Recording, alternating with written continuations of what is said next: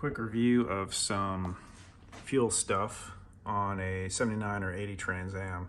So this is a diagram I found online, and it shows you that the fuel return and supply lines, that's number 1, and number 13 is the fuel vapor line. That's not how mine was on an 80. This is the sending unit that I pulled out of the fuel tank. This is the return line that goes out to the left, just like in the diagram. But my fuel supply line to the engine went off to the right, and I know there was a difference between whether or not you had a Pontiac engine or a Chevy engine. I had a Pontiac engine, so this goes off, my fuel supply line goes off to the right. So they don't tell you that in the manual, that depending on what engine you have that the car came with, it's gonna route this fuel differently. So 13 is the vapor line for a Chevy, and then the fuel supply line is 1, and the return line, that's actually 2 lines. If you can see it, that's 2 fuel lines. This is a Chevy engine in a Pontiac. And I've researched this. This is my climber manual, and I'll show you on my tank. This is the vapor system. So it comes out of the fuel tank and goes on the passenger side. That's what my car does, because I know the fuel line went on the driver's side because I've replaced the entire fuel line.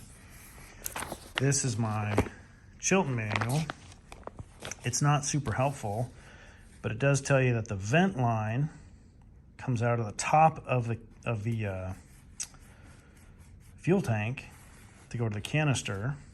And I'll show you that on my fuel tank here in a second. So the top of the fuel tank vent line, and this is the Haynes manual. It's not helpful at all. Actually, there's no diagrams of the fuel tank itself at all in here. It's got some other stuff for carburetors, but not super helpful. This is a helpful diagram, but looking at my sending unit that I pulled out of my fuel tank, that is definitely the fuel line, because I ran my car pulling fuel from that line with fuel injection for a year. So I know this is the fuel line going on the opposite side of what this says. This is the return line that's on the sending unit, and you can see it just drops down in there for fuel return. The vent line, I'm positive, is the one that's hard welded into the tank because it's got a separator, a water and fuel separator. Anyway, I'll walk over there and show it to you. So here's my fuel tank. I just installed a new sending unit that has an electronic fuel pump inside from Holley. So this is now the fuel line that I'm gonna run with high pressure fuel line to my EFI. There's a wiring harness. That means this is the vent line. And inside the tank here, there's like a dome in there that captures the vapor. So there's no return line on this, because this handles the fuel return internally, because it's an electronic fuel pump and it's all self-contained. So the fuel return is internal to this mechanism. That's why there's no return line. So that just leaves the vent line. This is the vent line. On this car, the vent line, I apologize for it being so dark. I turn my headlamp on. The vent line runs over to this side, but then it runs back around, as you can see down here. It just has a U, a bend right here. It runs right back around to this side. So now this fuel pump is set up for a Chevy engine. My car came with a Pontiac engine, so I got to run this fuel line back over that way to the original side of the fuel tank where it was stock. But long story short, this is the fuel supply line to the engine, and this is the vent line. So I'm going to run that to my canister up front, and I am going to run a canister. No return line on this car. now because I have an electronic fuel pump installed.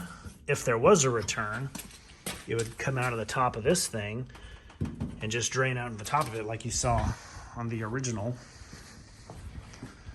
My garage is taken over from this car project. This is the return line. And this matches the original diagram because this just went around, looped around, and went that way for the return line. As you can see, it just drops the fuel right back in there.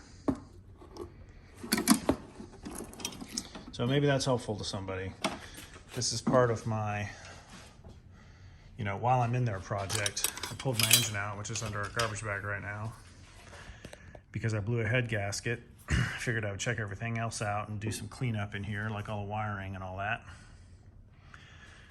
Drop the fuel tank, put in a new fuel pump for my Atomic EFI fuel injection.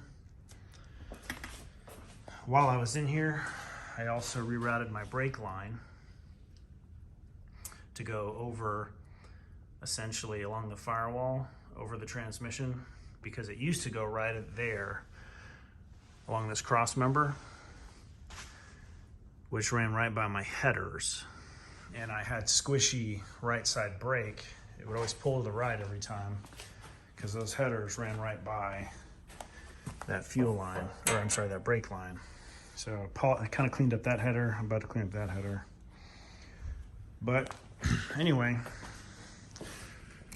maybe some helpful info to have on a Trans Am.